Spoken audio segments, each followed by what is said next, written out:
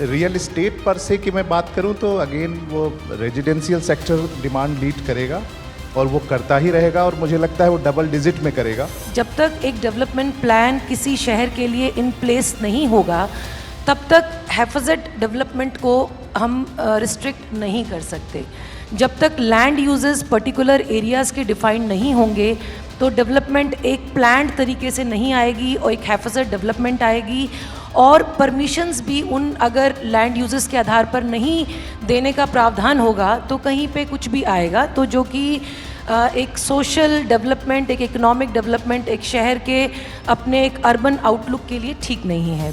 सबसे बड़ा चेंज ये है, कस्टमर की टाइल रिक्वायरमेंट बहुत बदल गई है। आज से 10 साल पहले हम छोटी छोटी टाइल बनाया करते थे, 8 इंच बाय 12 इंच की, 12 इंच बाय 18 इंच की।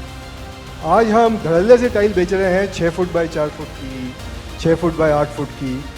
तो कस्टमर की जो एक्सपेक्टेशन है टाइल से, पहले थी बड़ी फंक्शनल थी कि यार कवर अप कर ली जगह, बुरा नहीं लगता, ठीक ठाक लगता है, वॉल पे टाइल लगानी है, पत्थर नहीं लगा सकता। आज वो एक्सपेक्टेशन जो है टोटली डिज़ाइन की तरफ बदल गई है। कस्टमर कहता है कि मैं फ्लैट नहीं खरीद रहा हूँ, मैं एक ड्रीम होम खरीद रहा हूँ। टाइल की बात करूँ तो साइज़ ऑफ टाइल्स मैंने बोला, जिस तरह की हम फिनिशेस आज बना रहे हैं, बेबी फिनिश, अलग अलग तरह की मार्बल फिनिश, हमने अभी 3 महीने पहले करीब 16-17 डिफरेंट यूनिक फिनिशेस लॉन्च की हैं, जिसको आप आँख बंद करके देखेंगे तो आपको लगेगा कि ये बिल्कुल एक नेचुरल पत्थर की तरह है।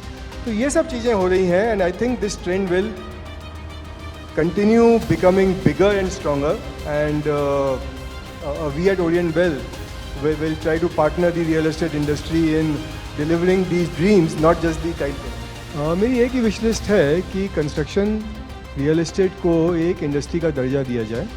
आई think that is something which is going to unlock a lot of financing, a lot of other solutions for the industry, and help us grow from that 7% to 15% of GDP. जो industry infrastructure sector की जो बात इन्होंने कही है, सी real estate जो है वो सेकंड बिगेस्ट एम्प्लॉयर है। आप देखेंगे तो 7.3% जीडीपी का कंट्रीब्यूटर तो है ही है, मोर देन 7 करोड़ लोगों को एम्प्लॉयमेंट देता है, एग्रीकल्चर के बाद सबसे बड़ा एम्प्लॉयर है। तो स्ट्रीट लाइट में हमने टेक्नोलॉजी यूज़ की है NB-IoT। उसके अंदर आप इंडिविजुअल स्ट्रीट लाइट को बंद या चालू कर सकते हैं, डिम कर सकते हैं, रिपेयर कर सकते हैं। And by this technology we are saving 30 to 40% of the electricity. तो this makes us sustainable in this connection, क्योंकि आप समझते हैं स्ट्रीट लाइट जो होती है उसमें एक ल्यूम्स होता है, और वो ट्रैफिक जितना ज़्यादा होता है उस हिसाब से ल्यूम्स बढ़ना और घटना चाहिए।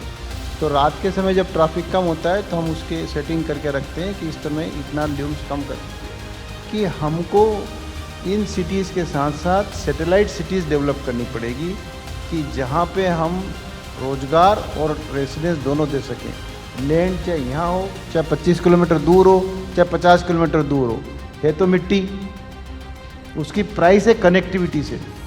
As DLF, we are factoring in all those traffic movement studies and everything whenever we are conceptualizing a project. शहर रुकेगा नहीं, the city will keep on growing, but the infrastructure has to grow with it.